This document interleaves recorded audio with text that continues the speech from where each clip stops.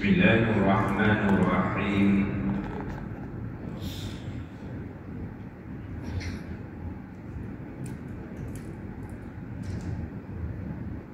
Alhamdulillah.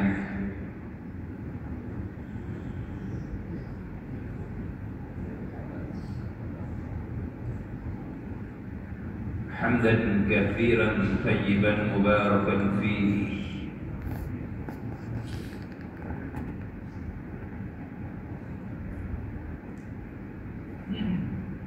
Asyhadu an la ilaha illallah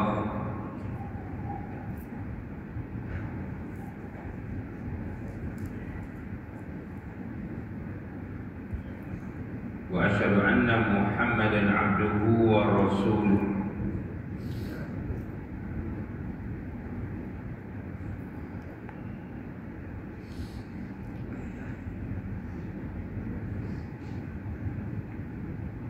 Allahumma salli wa sallim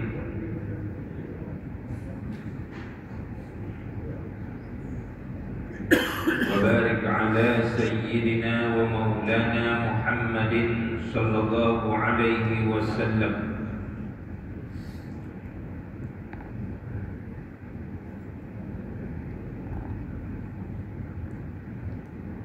wa ala alihi wa ashabihi wa azwajihi wa zurriyatihi wa man tabi'ahum bi ihsanin ila yaumiddin.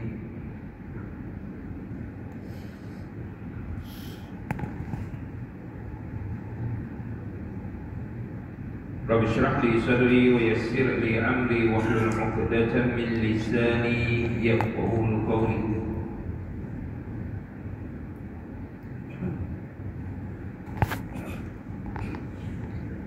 Rabbana zidna ilman warzuqna fahman wasi'a.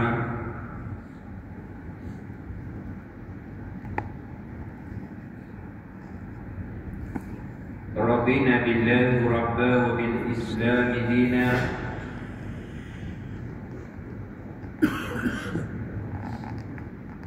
wa bi Muhammadin sallallahu alaihi wasallam nabiyya wa rasulah.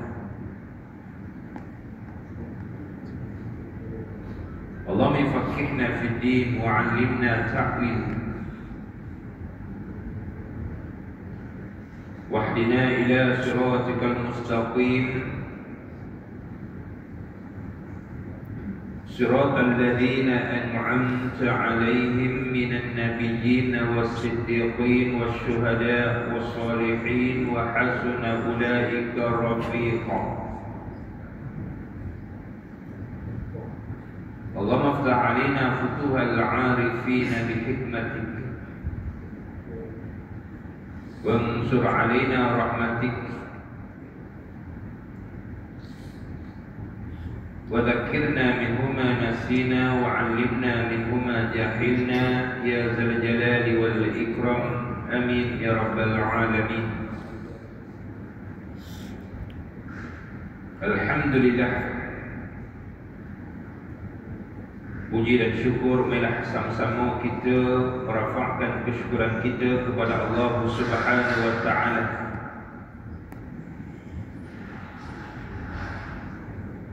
yang masih lagi memilih kita melangkahkan kaki kita menuju ke rumah Allah Subhanahu wa taala pada pagi hari ini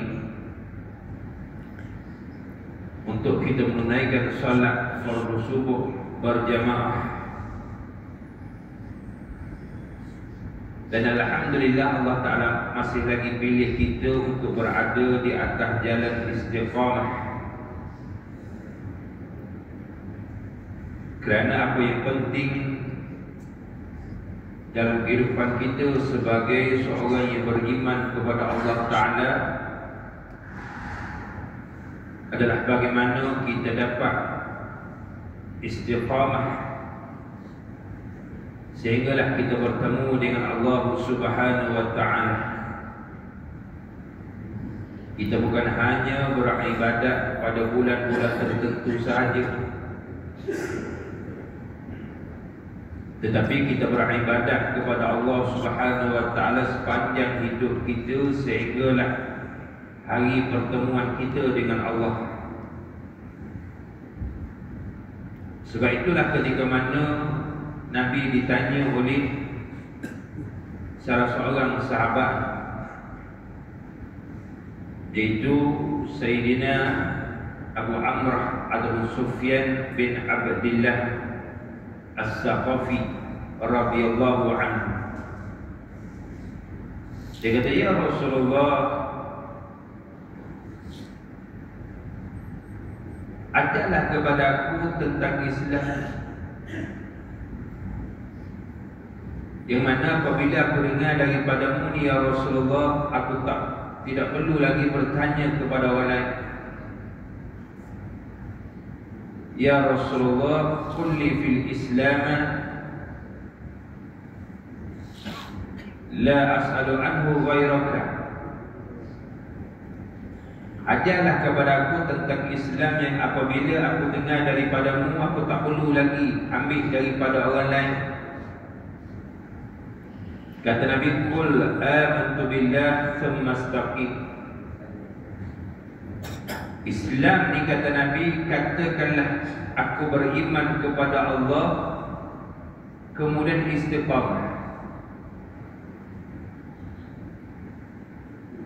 Kerana apa yang penting dalam Islam bukan hanya kita beriman, tetapi kita dapat istiqamah dengan keimanan kita kepada Allah Subhanahu wa ta'ala. Sebab itulah ketika mana ditanya kepada Sayyidatina Aisyah ibunda kita radhiyallahu anha, bagaimanakah amalan yang disukai, yang dikasihi oleh Allah dan juga Rasulnya? Kata Sayyidatina Aisyah, amalan yang walaupun sedikit, tetapi dia dapat istiqamah dengan amalan tersebut. Saudara, Ramadan mendidik kita menjadi hamba yang lebih beribadat dan juga beriman kepada Allah Ta'ala. Dan apabila kita keluar daripada Ramadan, kita nak beramal dengan apa yang kita telah pelajari sepanjang kita berada di dalam bulan Ramadan. Itu maksudnya Ramadan ini dapat memberi bekas, memberi kesan kepada kehidupan kita sebagai seorang yang beriman. Tuan-tuan muslimin dan muslimat, InsyaAllah pada pagi hari ini kita akan sambung lagi perbahasan kita di dalam kitab 77 cabang iman menurut Al-Quran dan juga hadis, yang diringkaskan daripada kitab Syu'bul Iman lil Baihaqi, yang diringkaskan daripada kitab cabang-cabang iman bagi Imam Baihaqi rahimahullahu ta'ala, yang diterjemah daripada kitab Mukhtasar Syu'bul Iman lil Baihaqi. Dan buku ini juga diterjemah daripada ringkasan cabang iman menurut Imam Baihaqi oleh Imam Al-Qazwini Asy-Syafi'i rahimahullahu ta'ala. Hari ini kita masuk pada cabang iman yang ke-20. Cabang iman yang ke-20 setelah pada bulan Ramadan yang lepas kita dah bahas cabang iman yang ke-19, itu mengagungkan Al-Quranul Majid dengan cara mempelajari, mengajar, menjaga segala batas hukumnya, mengetahui halal dan haramnya, memuliakan ahli dan juga para penghafaznya, dan juga menjadikannya syiar dan membangkitkan rasa untuk menangis pada janji baik dan juga buruk yang dijanjikan oleh Allah Subhanahu wa ta'ala. Hari ini kita masuk cabang iman yang ke-20, iaitu salah satu daripada cabang iman yang menambah dan juga menguatkan keimanan kita kepada Allah Subhanahu wa ta'ala adalah bersuci. Kerana bersuci ini sebahagian daripada iman. Islam bukan hanya tuntut untuk kita beribadat saja, bahkan dituntut juga untuk kita bersuci. Dan bersuci itu juga sebahagian daripada ibadat kepada Allah Subhanahu wa taala. Bahkan ia menjadi syarat untuk mengesahkan sesuatu ibadat yang perlu kepada bersuci. Betul muslimin dan juga muslim. Dalil daripada Al-Quran. Cabang iman yang ke-20 ni itu bersuci. Yang pertama sekali dalil daripada Al-Quran. Allah Ta'ala berfirman di dalam Al-Quran, "Idza kuntum ila shalah faghsilu wujuhakum wa aydiyakum ila al-marafiq."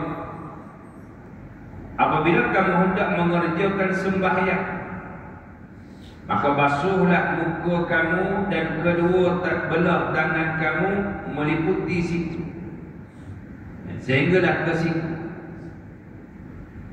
Di dalam ayat ini jelas, apabila kita nak menghadap Allah Ta'ala, kita nak solat, kita nak sembahyang, maka Allah Ta'ala mewajibkan ke atas diri kita faghsilu. Itu kata Allah Ta'ala, basuhlah, hendaklah kamu basuhlah muka kamu dan juga kedua tangan kamu hingga ke siku. Dan ini merupakan perintah yang Nabi SAW sebut di dalam hadis. Ia merupakan satu kewajipan kepada kita sebelum kita menunaikan salat. Ia merupakan syarat sahnya salat kita. Kalau tidak sahnya salat kita, bermakna salat kita ni tidak diterima oleh Allah Subhanahu wa taala. Maka dalil daripada sini tuan-tuan, kita dapat mengambil, kita dapat mengetahui bahawa Islam ini sangat menekan, menitik berat tentang soal bersuci. Asal kita hukum, contoh kita sebut wudu. Wudu ini sebahagian daripada bersuci. Bukan maksudnya bersuci itu hanya wudu, tidak. Tapi wudu itu sebahagian daripada bersuci. Wudu ni perbuatan ambil air sembahyang. Wadu, air yang kita guna untuk ambil air sembahyang. Kan kita belajar dalam kitab fiqh manhaji kan, mukadimah dia bahas wudu apa benda, wadu apa benda. Kalau wudu perbuatan kita ambil air sembahyang, kalau wadu air yang kita guna ambil air sembahyang. Malam saya mengajar kitab Bahrul Mazi. Salah satu hadis dia menerangkan, dia mencerita hadis yang Nabi SAW, hadis sebelumnya adalah hadis yang Aisyah sebut, kalau ada orang cerita kepada kamu Nabi pernah kencing dalam keadaan berdiri, maka kata Sayyidatina Aisyah, jangan kamu membenarkannya. Kerana aku tak pernah tengok Nabi kencing balikan dalam keadaan duduk. Maka panjanglah perbahasan di kalangan para ulama. Mazhab Syafi'i sebut kencing dalam keadaan berdiri ini ia adalah makruh litanzih, makruh yang ditegak, tetapi tidaklah sampai litahrim, tidaklah sampai mengharamkannya. Dalam mazhab Syafi'i meletakkan beberapa kelonggaran berdasarkan hadis Nabi yang satu lagi daripada Huzaifah ibn Yaman yang saya dah sebut. Hadis tadi dia kontra dengan hadis Sayyidatina Aisyah. Kata Huzaifah, aku pernah tengok apabila Nabi sampai di satu tempat pembuangan sampah suatu kaum, tempat orang buang sampah, Apabila Nabi sampai di situ, maka Nabi kencing dalam keadaan berdiri. Dan aku datang kepada Nabi bawa waduk, bukan bawa wuduk. Bawa waduk itu bawa air wuduk untuk Nabi sucikan air kencing. Sehinggalah kaki aku saya dekat dengan aku ni, dekat dengan tumit Nabi. Aku bagi air kepada Nabi, aku tinggalkan Nabi. Maka dalam mazhab kita meletakkan beberapa kelonggaran. Di antaranya siapa yang dibolehkan. Kadang-kadang kita ni setengah orang ni tengok Nabi buat itu sunnah. Bukan semua benda yang Nabi buat itu sunnah. Tidak. Tapi apabila Nabi buat ni, dia nak menjadikan sebagai suatu hukum, nak menerangkan kepada kita sesuatu hukum. Sunnah ni benda yang biasa Nabi buat, Nabi tak pernah tinggal. Kalau Nabi buat sekali, dua kali. Kadang-kadang Allah Ta'ala nak menerangkan sesuatu hukum. Nabi nak menerangkan sesuatu hukum kepada kita. Maka dalam mazhab kita Syafi'i, di antaranya Imam An-Nawawi menakalkan, dia kata orang yang dibenarkan untuk kencing berdiri, tapi jangan jadi tabiat. Kalau kita boleh duduk, duduk. Tapi kalau tak boleh duduk, antaranya yang pertama, orang yang uzur, sakit, tak boleh nak duduk, sakit sendi pelipak ni kau, sakit lutut kau, tak boleh nak duduk, maka tak kuatlah. Nak duduk tak boleh kan, duduk tak boleh, bangun dalam tandas kan susah pula. Yang kedua, orang yang terlampau gemuk. Tandas macam kita hari ni tak apa lagi tuan-tuan. Kalau tandas yang duduk bercampur tu, kan dalam tandas dia ada dua jenis. Ada yang duduk, ada yang bercampur. Kalau yang bercakung tu bukan setakat gemuk yang melampau gemuk sikit, perut naik sikit. Kadang-kadang duduk tu tak boleh nak bangun dah.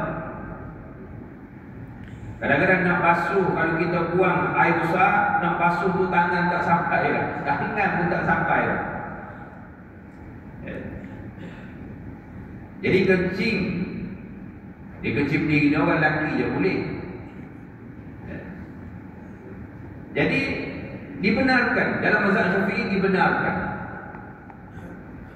Yang ketiga, apabila kita masuk dalam tandas kotor sangat, sehingga tak tergamu kita nak duduk, tak tergamu. Dan perkara yang ketiga inilah ditakwilkan kepada hadis Nabi yang diriwayatkan oleh Imam Tirmizi daripada Huzaifah bin Yaman tadi. Nabi ini di mana Nabi kencing diri itu? Tempat pembuangan sampah. Kadang-kadang singgah Seseminyo, singgah RFA. Hari ni RFA alhamdulillah lah, sebab dia ada orang, kalau kelas ni dia ada jaga bersih dan sebagainya. Tapi kalau orang terlampau ramai, tak ada musim raya tu, orang nak bersih pun tak ada. Satu. Yang kedua, ada juga tandas yang, kalau dulu tandas masjid dah, tapi bagi saya tidak mematuh syariat. Tandas pun kena patuh syariat juga. Antaranya terlalu sempit. Sebab nak buat banyak tandas sangat, sehingga ruang tandas tu sempit. Kita pusing sikit, baju kita ni kena kat dinding. Orang yang tak was-was tak apa. Jadi was-was tuan-tuan. Ingat seorang kawan saya di pondok dulu, dia ambil air semayang, kebetulan air atas tangki. Air tangki bukan air kotor, air tangki yang buat guna. Tapi dia letak tangki atas. Tangki tadi bocor, jatuh atas. Air melitih atas baju dia. Dia punya buka baju dia basuh. Saya kata jangan, tak perlu nak basuh, itu air bersih. Air yang kamu buat guna wuduk ni juga. Cuma tangki tu bocor, melitih di atas baju kamu. Kalau kau sedar lah apa, waswah ni jangan buat main-main dengan waswah. Kadang-kadang ambil wuduk dia jadi macam mandi wajib. Dia punya basah dia. Jadi kalau tempat yang terlalu kotor, kita tak boleh tahan, maka tak apa. Bukan harus, tapi hukum dia adalah makruh litanzih, tapi makruh yang tidak berat. Dan Imam dan Syekh Idris Al-Marbawi didatangkan beberapa riwayat-riwayat daripada para tabi'in, para sahabat, yang mana mereka ini yang pernah melakukan demikian itu. Jadi dalam Islam ini sangat menitik berat soal kebersihan.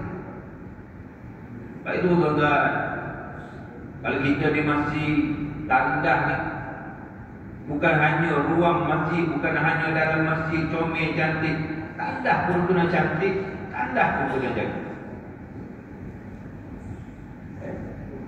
Bukan tandah masjid, kita jadi macam tandah rumah kita. Tandah rumah kita bersih, tandah masjid Allah tak boleh nak masuk. Di bandar, di Selangor, ni saya kata boleh dikatakan boleh akak ibu jari lah. Tapi kalau sebelah-sebelah kampung, walaupun kadang balik kampung, kalau di Kelantan pun sama, nak masuk. Sebab tidak ada sini, kita ni tak apa ada orang jaga. Orang kampung tak ada orang jaga.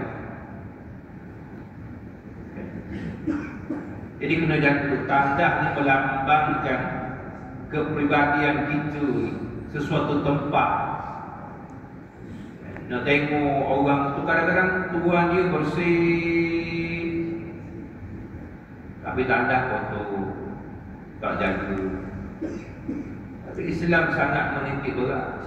Bukan hanya bersih pada diri, bersih juga pada pakaian.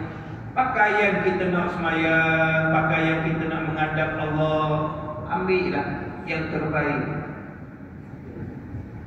Ni kadang-kadang biar ni tak nampak kuku. Baju semua semak belakang kuku, biar ni jumpa belakang diri. Jangan, jagalah. Sebab Nabi ni tuan-tuan, Nabi ni seorang yang bersih. Kalau kita singgah masjid, orang buat rumah kata dia tak boleh nak pakai dah telepon semayang. Banyak sangat kata dunia dia kata. Kata hari ni setengah masjid dia tak letak lah telepon. Dia tak letak. Kadang-kadang dia kata orang tak jaga, bau tu macam-macam. Tuan-tuan muslimin dan juga muslim, Islam sangat menitik berat soal kebersihan. Bukan hanya bersih diri, rumah juga bersih. Kadang-kadang tuan dia, baju dia bersih, masuk dalam rumah, tak ada tempat nak duduk. Tak boleh. Islam menuntut untuk kita jaga kebersihan. Dan dalam ayat ini, walaupun ayat ini dikhususkan untuk wudu, ini menjadi dalil wajibnya kita berwudu sebelum kita nak solat. Hukum asal berwudu ni apa benda? Hukum bagi berwudu, hukum asal bagi berwudu ni apa benda? Ada wakil sahabat jawab soalan. Kita dah kata macam-macam kita fiqh lah ni. Hukum asal bagi berwudu apa? Sunat betul. Dia seorang menyuruh dah, mewakili seluruh ni. Betul dah. Sebab banyak saya tanya orang kata wajib. Saya kata wajib sudah. Kalau hukum asal bagi berwudu tu wajib sudah. Tak ada wudu kita berdosa. Hukum asal bagi berwudu adalah sunat. Bila wajib? Bila kau menjadi wajib?